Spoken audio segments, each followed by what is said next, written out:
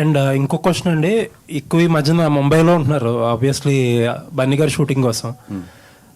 మొన్నటి వరకు స్ట్రైక్ జరిగింది. ఈ సర్ప్రైజ్ ఏంటంటే ముంబైలో జరుగుతున్న షూట్ కూడా కొంచెం ఇబ్బంది పడ్డారని అంటున్నారు. మీరు సినిమా గురించి చెప్పక్కర్లేదులే కానీ అక్కడ కండిషన్స్ ఏంటో చెప్పండి.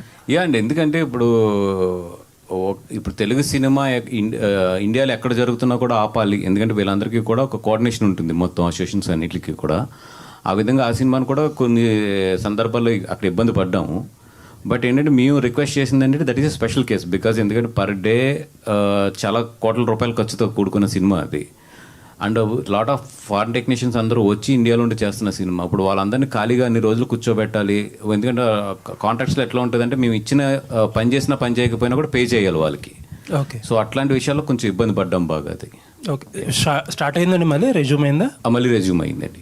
ఓకే అండి, ఆల్ ది బెస్ట్. వాసు గారు, ఈ నెల కన్యాకుమారి రిలీజ్ చేస్తున్నారు మీరు, నెక్స్ట్ మంత్ ఏమో ఫస్ట్ వీక్లో లిటిల్ హార్ట్స్ రిలీజ్ చేస్తున్నారు. సో మీ నుంచి మీరు ఇందాక అన్నారు థియేటర్స్ ఫీడింగ్ కోసం ట్రై చేస్తున్నాను నేను థియేటర్స్కి ఇవ్వాలని. సో చిన్న కాన్సెప్ట్ సినిమాలు, ఇలాంటి సినిమాలు ఇంకా ఫర్దర్గా రిలీజ్ చేస్తారా? నిజంగా నాకు మంచి సినిమా నాకు నచ్చి మంచి కాన్సెప్ట్ ఉంటే, అది చిన్న సినిమా అయితే మాత్రం నేనైతే డెఫినెట్గా మొహమాటం లేకుండా నేను ఎంకరేజ్ చేస్తాను దాన్ని. అంటే రోజు మీకు వచ్చి ప్రెస్ మీట్లో నేను బోర్ కొట్టినా కూడా నేను ఎంకరేజ్ చేస్తాను చిన్న సినిమా బాగుంటే మాత్రం. అంటే ఇప్పుడున్న సిచ్యువేషన్కి తగ్గట్టు ప్రొడక్షన్ పరంగా మీ వైపు నుంచి మార్పులు చేసుకోవాల్సిన అవసరం కూడా ఏమైనా ఉందంటారు సార్? అంటే 100% నా వైపు నుంచే కాదండి, ప్రతి ప్రొడ్యూసర్ కూడా ఇప్పుడున్న సిచ్యువేషన్స్లో ఫస్ట్ అర్థం చేసుకోవాల్సింది ఏంటంటే మనం వెనకబడిపోతున్నాం అని సినిమాలు తీస్తే మాత్రం డబ్బులు పోతాయి.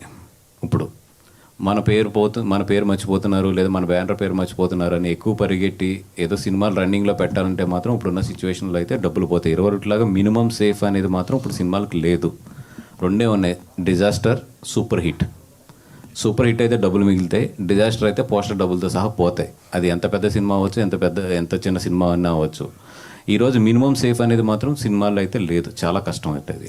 ఇప్పుడున్న బిగ్ ప్రొడక్షన్ కంపెనీలు కూడా వచ్చే 2 ఏళ్లలో ఏంటి భవిష్యత్తు అనే ఒక క్వశ్చన్ మార్క్ అనేది బాగా ఏర్పడింది, ఒక భయం అనేది ఏర్పడింది అని కూడా అంటున్నారు. నిజమేనా సార్? అదంటే 100% అండి. ఇప్పుడు ఈవెన్ బిగ్ బ్యానర్స్ అవ్వచ్చు, స్మాల్ బ్యానర్స్ అవ్వచ్చు, ఒక రేంజ్ ఆఫ్ హీరోస్కి ఓపెనింగ్స్ పడుతున్నాయి, వాళ్ళకి ఓటీటీ రేట్లు కూడా బాగా వస్తున్నాయి, అండ్ వాళ్ళ దాంట్లో రెవెన్యూస్ బాగున్నాయి. అట్ ది సేమ్ టైం ఖర్చు కూడా అలాగే ఉంటుంది. బట్ ఎంతో కొంత ప్రొడ్యూసర్స్ మిగులుతుంది ఆ సినిమాలో. మిడ్ రేంజ్ సినిమాస్లో ప్రొడ్యూసర్స్ మిగలట్లేదు. ఒక పెద్ద సినిమా, ఒక హై బడ్జెటెడ్ సినిమా ఉంటే ఒక మిడ్ రేంజ్ సినిమాలో దే కెన్ గెట్ ఆన్ అవ్వచ్చు. చిన్న సినిమా అనేది ఏంటంటే లాస్ తక్కువ ఉంటుంది, అట్ ద సేమ్ టైం కొడితే మాత్రం చిన్న సినిమాలో డబ్బులు వస్తున్నాయి. కొడితే అంటే సూపర్ హిట్టే కొట్టాలి, హిట్ కూడా ఈ రోజులో సరిపోతుంది చిన్న సినిమాల్లో.